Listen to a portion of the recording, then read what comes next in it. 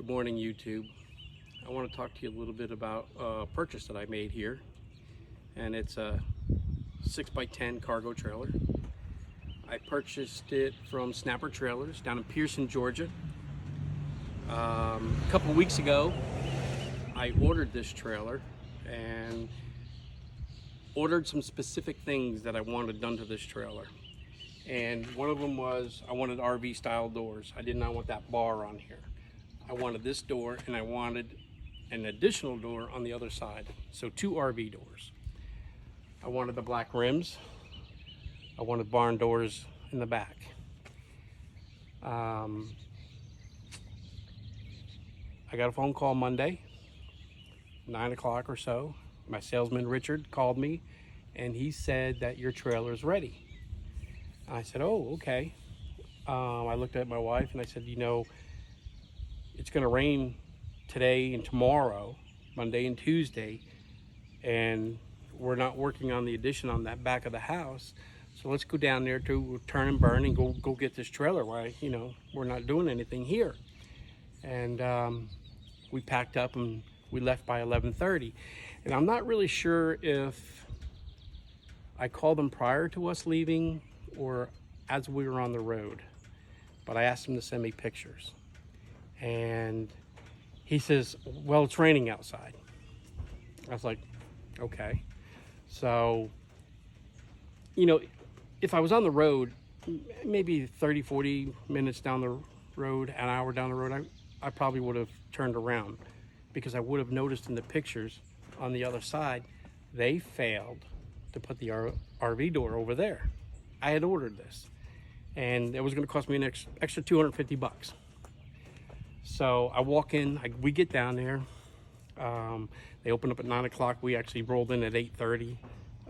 We rolled into the gate. I saw the trailer there. I said, oh, wow, it looks pretty good. I get out, I walk around it. The RV door is not on there. Okay. I walk in the office. Richard's in there eating his fast food breakfast. And I said, well, you Richard? And he says, yeah. He says, I told him, I said, it looks like I made a trip for nothing. I said, they didn't put my other RV door on there. I mean, what happened? And he says, what? And I said, yeah. He goes, it had to be that girl over there, Jessica, over there at the plant. They didn't read the order correctly. And, you know, I said, well, who checked this in? He goes, well, it came in on Friday. I was on vacation. He said it had to be Craig. So I'm thinking, Richard just threw Jessica at the plant, who puts the orders together, threw her under the bus, threw Craig under the bus.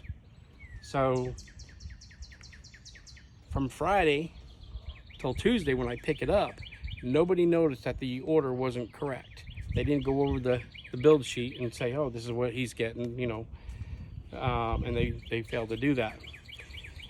Now, keep in mind, we drove 7 hours, stopped for lunches, rest stops. We got a hotel bill. It was 350 miles, and I was a little upset about it, you know, to say the least, you know, because I wasted all this time and I'm not getting what I wanted. So I told them, I said, you know, you guys need to show me a little bit of love here. You know, something's got to happen here. And keep in mind, he did offer to refund my money, because I had to put a $500 deposit down on it. And I was like, well, I didn't tell him this, but I didn't want to come all the way down there and go back empty-handed, or have them redo it, and I'd have to come back down.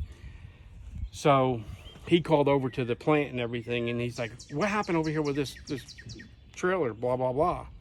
And they said, tell them to bring it over here. We'll put a new door on it. We'll put the other RV door on there. And I said, well, how long is this going to take? And he said, it's going to take a couple hours. I said, I ain't got a couple hours. I need to be back in northern Alabama. I had a meeting to go to last night.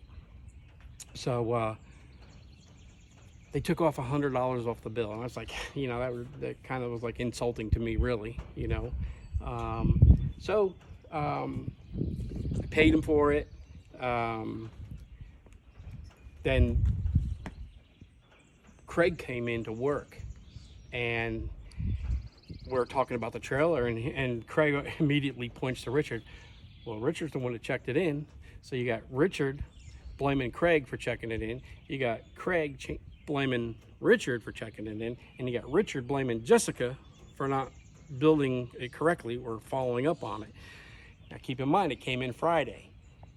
Nobody checked it in from Friday to Tuesday, and I didn't get a picture to see if it was built correctly. I wanted to see what it looked like. So my moral of the story is,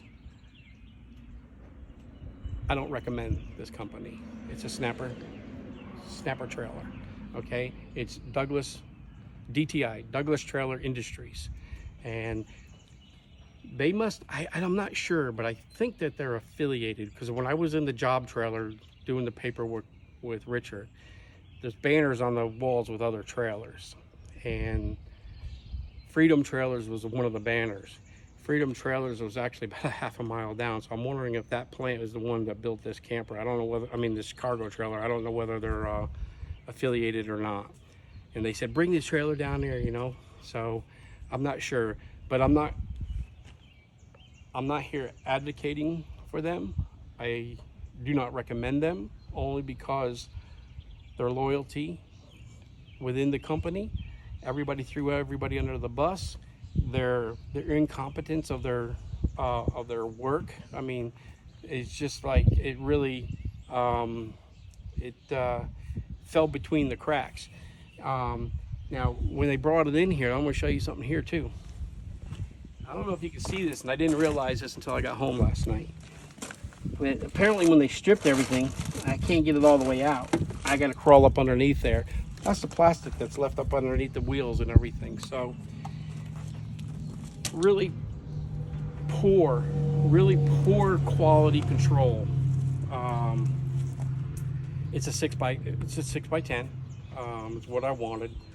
I wanted the low profile. I'm gonna probably flip the axle or the leaf springs and raise it up a little bit, put some roof racks up there, put a canopy here, maybe a 270 awning,